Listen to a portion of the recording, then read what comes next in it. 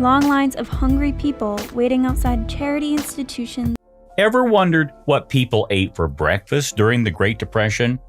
Brace yourself for some truly bizarre and ingenious morning meals that will challenge everything you thought you knew about starting your day.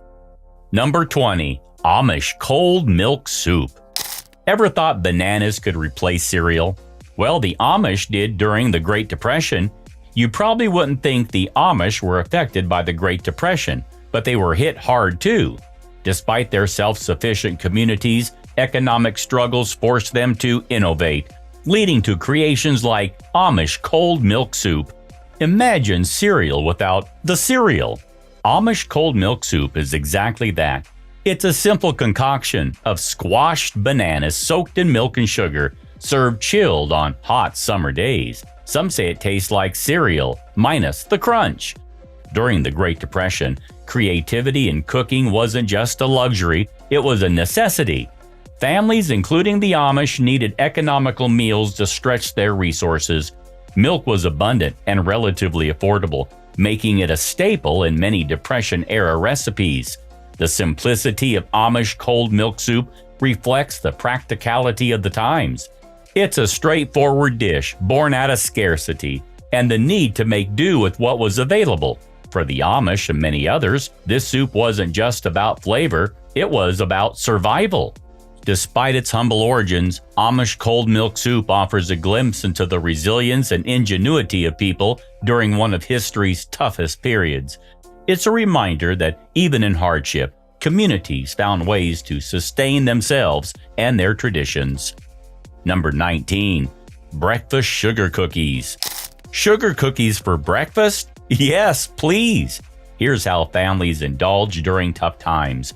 When you think of breakfast during the Great Depression, sugar cookies probably aren't the first thing that comes to mind. It's surprising to imagine families enjoying such treats during a time marked by scarcity and hardship. But in many households, like my mother's, sugar cookies were a cherished Sunday morning tradition. Imagine waking up to the aroma of freshly baked cookies, sweetening the air with promises of a delightful start to the day.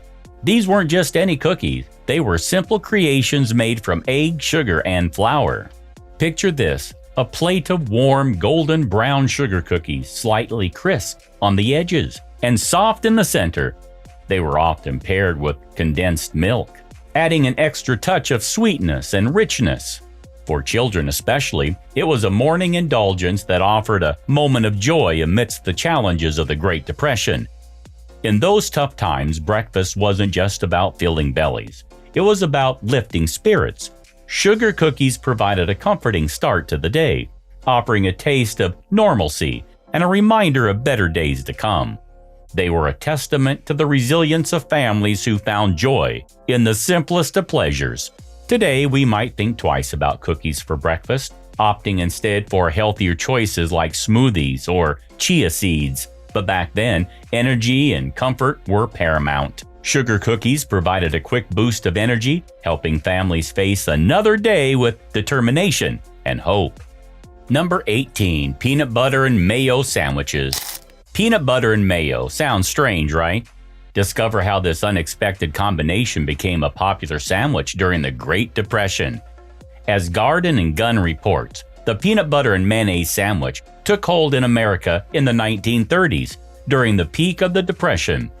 Every household had two staple items, mayo and peanut butter, and the sour nutty concoction was filled with more than enough protein. This may not sound like the ideal mix, but hey, some of these aren't the most appetizing, but they will do the job of filling you up. Peanut butter sandwiches are a classic American meal that's frequently associated with kids' school lunches. While they are usually served with jelly, there were some peculiar peanut butter sandwich combinations during the Great Depression. There was peanut butter and mayonnaise sandwiches. Most households had these ingredients, and the sandwiches provided families with some much-needed nutrients. While it seems highly unlikely, there are still some people who eat these sandwich combinations today. Most people wouldn't dream of eating a peanut butter and mayo sandwich today, but the unique combination was quite popular during the 1930s. As reported by Atlas Obscura, During the Great Depression, people valued high-calorie combinations of protein and fat. Meat and dairy were costly, and consuming enough energy could prove challenging. Enter peanut butter and mayonnaise on white bread. Number 17. Anything loaves. Ever heard of anything loaves? These versatile breads were filled with whatever ingredients families could find, proving that creativity knows no bounds. When families couldn't afford the meat that went into traditional meatloafs, they put together anything loaves that were basically whipped up from whatever was on hand. You probably had no idea how many things could be made into a loaf. You're most likely only familiar with a loaf in the context of bread. However, there were many other ingredients that were used to make bread other than just flour or basic grains. Nuts, raisins, leftovers, and bread were packed into loaves that served as supper for families who needed to pinch pennies. This was a truly odd one, but hey, it worked for some people. There were loaves made out of beans and loaves made out of peanuts. The options were seemingly endless when it came to the loaves. The anything concept comes up frequently when we discuss Great Depression eats, and rightfully so. It was all about being inventive and coming up with creative ways to eat. Number 16. Milk, milk, and more milk. When you are living in a time where food is scarce and you can't really afford well-balanced and healthy meals, you have to try to come up with other ways to get all of your vitamins, nutrients, and minerals. One great and simple way to do that is milk. And that is exactly why milk was consumed in excessive quantities during the Great Depression. People did not know how else to get their vitamins. For people struggling day to day, this was one of the best ways to get a ton of vitamins and minerals in one fell swoop without breaking the bank. School lunches became a thing at the beginning of the 20th century. Progressives wanted to help children from poor families by providing them with at least one nutritious meal per day. A typical school lunch in New York public schools consisted of pea soup without milk, Italian spaghetti with onion and tomato sauce, white rolls buttered, according to Ziegelman. In fact, kids were advised by the government to drink up to a quart of milk per day. It was thought to be a superfood of sorts, and was definitely more filling than water. Who doesn't love milk after all? Number 15. Plain pizza. Pizza is one of the most common foods in the United States today, but the version from the Great Depression is unrecognizable. Resources were extremely limited, so people had to make do with what was available. This allowed them to come up with a dish called plain pizza. With financial issues and shortages of food also comes a lot of changes in recipes. No longer were people able to easily afford delicious foods like pizza, which used to be considered a normal and inexpensive treat. Now things were different and people had to adjust. Instead of having delicious pizza with sauce and cheesy toppings, they had to roll out dough that was more like a flatbread than a pizza, yet it was still called pizza. It was usually lacking some of the seemingly basic ingredients of a pizza, such as sauce and cheese. However, people still called it pizza, holding on to some hope. When mothers used to make bread, she'd save a piece of the bread dough to make pizza for dinner that night. This kind of pizza looked nothing like the pizza we're used to today. They used to eat their pizza plain, which meant the dough would be rolled out and baked in the oven. Most people didn't have any topping, so it was usually covered with some butter. They couldn't afford the sauce and cheese, but were happy enough. Number 14. Oatmeal cookies. Oatmeal cookies for breakfast? During the Great Depression, these hearty cookies provided a sweet start to the day for families trying to make ends meet. Oatmeal was a staple during the 1930s because it was affordable and users could stretch it in so many different ways. On top of making it for breakfast, it could stretch out ground meat for meatloaf or mix it with other ingredients to make cookies. Oatmeal itself being so inexpensive made oatmeal cookies a relatively easy make. They may not have been perfect, but a good oatmeal cookie is unbeatable. When you grab an oatmeal cookie today, you may not think about its history or origin. Fannie Merritt Farmer created the first recipe, which she included in her book, The Boston Cooking School Cookbook, released in 1896. Farmer's recipe grew in popularity during the Great Depression because it included so many ingredients that people had on hand, such as oatmeal, flour, and sugar.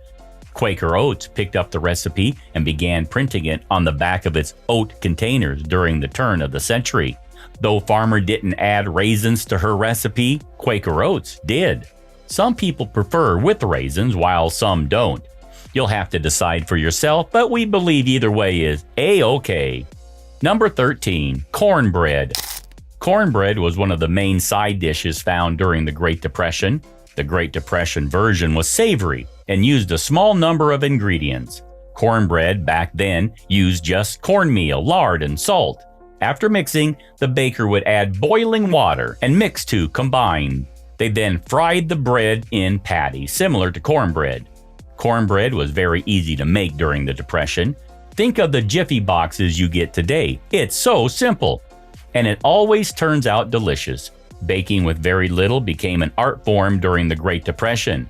Made with a total of 3 ingredients, cornmeal, salt, and water, cornbread was simple and fast to make. This is a dense bread because it lacks yeast, but it's hearty.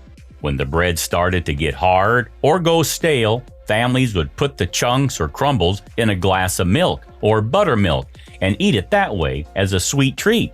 Consuming cornbread this way is very popular in the South, as well in Appalachia. According to ice chef Chris Scott, to this day a family's often passed down cornbread recipe can tell a lot about their history. For example, if you're from the North, then your cornbread recipe probably has sugar or honey in it. If you're from the South, there is most likely no sweetener. If you are from the Appalachians, then you might tend to prefer your cornbread in a very old-fashioned manner with no leaveners, using simply ground corn, hot water, and lard, he wrote for the Institute of Culinary Education's blog Dice. Another version used similar ingredients but baked them into a bread loaf. Most people used cast iron that they passed down through their families. Though some recipes use baking powder, others added a small amount of flour. Cornmeal and lard were always on the list. The cornbread was baked in the oven until it was cooked through with a brown and crusty top. Great Depression bakers would occasionally make frosting to turn the bread into a quick cake. Cornbread is a delicious treat that is enjoyed all times of year. In times like Thanksgiving, cornbread is the king. It always seems to be the hot dish. Cornbread is most delicious when you include actual corn. It adds a flavorful punch, and it's just unbeatable in so many ways. Number 12. Wacky Cake. Wacky Cake. No eggs, no butter, no milk? No problem. Learn how this clever dessert recipe came about during a time of scarcity and creativity. If you were to hear the term wacky cake nowadays, your mind might take you to a completely different place than what this cake actually was. In a time when it was difficult to get the ingredients needed to make an actual cake, people were forced to become creative and to make cakes with the ingredients they were able to find. That meant that they often had to not include milk and general dairy products along with eggs. The simple recipe, which was formed due to food rationing, doesn't call for milk, butter, or eggs, so don't worry if you've run out of dairy products. It's also quick and easy to make, and you can tweak the recipe by adding ingredients you have on hand like chocolate chips and whipped cream. They could pretty much make this recipe to fit whatever they had in the kitchen. That was the requirement for a good recipe during the Great Depression, one that would use all the leftover ingredients and not have any waste. Despite its name, this cake isn't all that wacky. It's simply a moist chocolate cake made without eggs, butter, or milk, and typically topped with vanilla frosting and sprinkles. The tasty cake illustrates the ingenuity of baking during the ingredient shortages of the Great Depression. Number 11. Pinto Beans. Pinto beans and just beans in general were eaten in mass amounts during the Depression. Think of the cost of a can of beans. It served a lot of families well. Beans do have a lot of protein. It's not surprising that it was a go-to during this time. It works with breakfast, lunch, and dinner. Beans, beans, beans. Some people even enjoy beans on toast. During the period of the Depression, beans and toast were considered a big meal. and people were always grateful for it considering the time. The unpretentious bean sandwich was essentially a choose-your-own-adventure dish that started with a few simple elements: red beans cooked in a spicy sauce with tomatoes and onions, and then served on bread. Some even enjoyed it with a generous helping of mayonnaise or ketchup. Number 10. Poor man's Spam. No mincing of words here in the title of this depression dish. Poor man's Spam is a recipe that has also, like hot dogs, stood the test of culinary time. 5 simple ingredients made for a gourmet meal. Whatever beans were on hand, oftentimes green beans, rice, onion, tomato, and of course Spam. Quick frying of the tomatoes, onions, and beans, and then tossed into a bed of rice and Spam made this dish a real treat in lean times. Spam is a sort of legendary food that has found its way into cuisine to both the exuberance and horror of many. There is something about canned meat that just inspires a big reaction. Spam first made it onto the market in 1937 during the Great Depression. The product featured meat that would most likely not sell on its own: a square of pork shoulder and other bits of pork ham mixed with sugar, salt, and starch to bind it. The name Spam actually is supposed to be a combination of spiced and ham. Number 9. Cabbage Soup. Cabbage soup, a simple conforming dish that sustained families during the lean years of the Great Depression. Learn how this humble soup became a staple. Cabbage was another staple during the Great Depression. For people who didn't love the taste, adding other vegetables, often from their very own victory gardens, to cabbage-based dishes made them more enjoyable. Today, it's one of the most adaptable soups out there. Cabbage soup was great because it was a hodgepodge dish, but it also involved cabbage, which was easily and readily available. It may not sound the most appetizing, but when seasoned right and simmered with vegetables, you can create a beautiful warm bowl of nutritious stew. Beans are a popular addition, and you can also try cooking with ground beef, chicken, or pork if you're craving some more protein.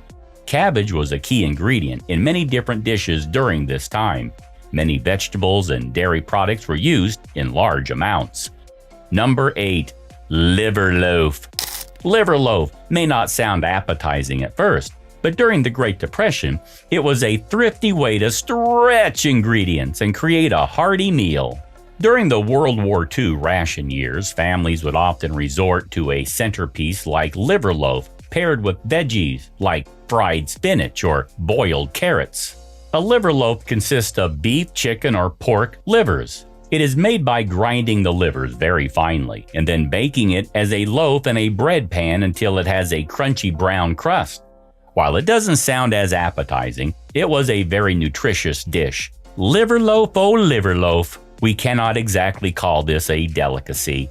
Braunschweiger and liverwurst are German sausages mainly made with liver, but in the US they would turn these insides into actual loaves, like a bread. Those who lived during the Great Depression needed meals that would last a long time. This is why loaves became so popular. Loaves could be made with anything ranging from liver loaf to peanut loaf, meat loaf, lima bean loaf, and more. Some have noted that lima bean loaf had a similar taste to falafel. In order to make these loaves last longer, people would pair them with bread, crackers, quick-cooking oats, tapioca breakfast cereals, and powdered sauce mixes. Loaves could feed large families, with most feeling satisfied that they got enough to eat. If you like liver, then a liver loaf is just up your alley. This is a perfect example of food that was of taking what you had and making the most of it. Number 7. Surprise baked potatoes. Baked potatoes with a surprise twist? Discover how inventive cooks turned a humble vegetable into a versatile meal during tough times. Odds are that you had surprise potatoes and didn't even know it because this was the original name for twice-baked potatoes. If there was one ingredient everybody had on hand during the Great Depression, it was potatoes. They were so cheap that households relied on them. While other vegetables were more expensive, this simple recipe helped them stretch those veggies to feed more people. Surprise potatoes start with baked potatoes. After baking the potatoes, Remove the insides, leaving behind the flesh and a small amount of the white part. The cook would then mash the potatoes with a small amount of milk and butter. They layered other veggies inside, like carrots and peas, before topping them with mashed potatoes and baking them again. The surprise came when diners dug through the top layer and found the veggies below. Some recipes also added cheese. Number 6. The poor man's boiled spice cake. No one wants to eat something that is known as poor man's something. It generally has a negative connotation to it. However, during the Great Depression, just about everything seemed to have some sort of name that was focused on that. After all, just about everyone was poor or about to be, so it made sense. For this pudding, all you needed was just 3 ingredients, and it could be complete. You might not immediately think of cakes when you think of Depression-era foods. However, you have to remember that people wanted to maintain some semblance of normalcy despite the difficult times.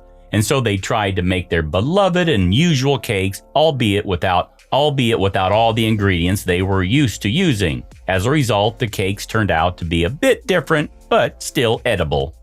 This cake was known as poor man's boiled cake, and it was made with lots of spices such as cloves, nutmeg, cinnamon, and the like. It was also cooked with lard instead of butter. Number 5. Fortified Cereal. In the era before breakfast cereals as we know them, there was fortified cereal, a hearty, nutritious start to the day during the Great Depression. Oatmeal is a popular breakfast food all around the world. Not only is it easy to prepare, but it is also cheap, and the ingredient list required to make something is quite small. However, during the Great Depression, even oats were too expensive for some people. As a result, there came about the invention known as milcorno. It was made from cornmeal and dried milk powder and looked a bit like oatmeal. Scientists from Cornell University came up with this concoction as a way to offer more food to people in need and a way for them to afford it. Milcorno was a distinctive and clever culinary invention. This mixture of milk and cornmeal provided an essential yet modest array of nutrients. Cornmeal, forming the base, offered carbohydrates which served as an energy source for sustenance. Additionally, milk contributed important protein, calcium, and vitamins, enhancing the nutritional value of the dish. Number 4. Navy Bean Soup. When times are tough, a warm bowl of navy bean soup can just be what you need. Learn how this simple dish nourished families. In case you were wondering what the origins of the name of the navy bean is, yes, there is actually a bean actually called the navy bean. However, this dish did not get its name from the bean itself, but rather from the fact this recipe was originally served to Navy men in the early 20th century, which quickly branded them as such. However, for the same reasons they were popular in the U.S. Navy, they became popular in Depression-era America, in particular in the form of navy bean soup. Navy bean soup, made from navy beans, though traditionally cooked with ham, this would often be skipped due to a lack of availability and affordability, and simply made with the remaining ingredients, navy beans. Worcestershire sauce, onions, and tomatoes offer a nutritious and economical choice for families on a budget.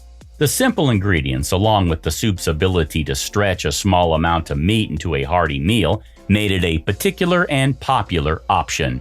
This dish exemplified the ingenuity needed to provide satisfying and nutritious meals without straining limited financial resources. Number 3. Tomato Soup Cake. Cake made with tomato soup? You heard that right. Discover how resourcefulness turned soup into a surprisingly sweet treat during the Great Depression. Many people were struggling to make ends meet. One way to save money was to use canned goods, which were relatively inexpensive. In the 1940s, Campbell's published this recipe on their classic condensed tomato soup, making it a popular dessert recipe that could be made economically. However, it seems this recipe might have originated in the 1920s. While it is typically now made with cream cheese, icing, frosting, I'm sharing my family's version, which featured raisins and tastes similar to a spice cake. Spice cake recipes from turn-of-the-century cookbooks call for early forms of baking soda, which require an acid and the presence of heat to create a reaction that generates carbon dioxide bubbles, says Susan Reed, a recipe tester and historical researcher at King Arthur Baking Company. One can easily imagine a resourceful baker running out of buttermilk and rifling through the pantry for an impromptu substitute. Tomato soup being acidic, it provided the acid to make that reaction occur, the same way applesauce would have done to the soup cake's ancestors, she says. The cake's popularity skyrocketed during the 1930s and 40s, when the food shortages caused by the Great Depression and World War II rationing left many American households reeling. As incongruous as it might seem, tomato soup proved to be a secret weapon for home bakers. Condensed tomato soup has both gelatinized starch from thickeners and pectin from the tomatoes themselves, Reed says. Both of these keep water in suspension, creating a moist cake. Number 2. Johnny Cakes. Ever had pancakes made with cornmeal? Johnny Cakes were a staple during tough times, offering a hearty start to the day. During the Great Depression, cornmeal was one kitchen staple that was typically easily accessible and cost-effective. To utilize this ingredient during hard times, home cooks began making Johnny Cakes, a northeastern bread that became particularly popular during the Great Depression. Though a bit more obscure than cornbread, Johnny Cakes are similar in concept, utilizing cornmeal as their base ingredient. They're a bit richer and more decadent than the average cornbread as well. Some people triangulate Johnny Cakes as a sort of thin, fried cornbread pancake hybrid, and it's no doubt that they provided some sort of comfort and nutrition during hard times. Certainly Johnny Cakes just haven't received the notoriety they deserve. And we think even the modern kitchen could benefit from a good venture in Johnny Cake making. A sausage Johnny Cake is a hearty old-fashioned breakfast dish, a filling and affordable meal that was popular during the Great Depression. A savory cake, typically topped with maple syrup, offered a blend of flavors and textures, balancing the need for economical cooking with the desire for palatable and satisfying meals. Number 1. Hoover Stew. Imagine making a meal out of almost nothing. That's Hoover Stew for you, a dish born from sheer necessity during the Great Depression. Although the concept of naming a stew after a U.S. president is quite a funny one, that is exactly what happened in Depression-era America. They had a famous stew that everyone seemed to be eating, and so they chose to name it after the president, Herbert Hoover. President Herbert Hoover was the man in charge of the United States during the beginning of the Great Depression. His response to the crisis was heavily criticized at the time, and as the president, blame was often heaped upon him. For this reason, shanty towns were named Hooverville.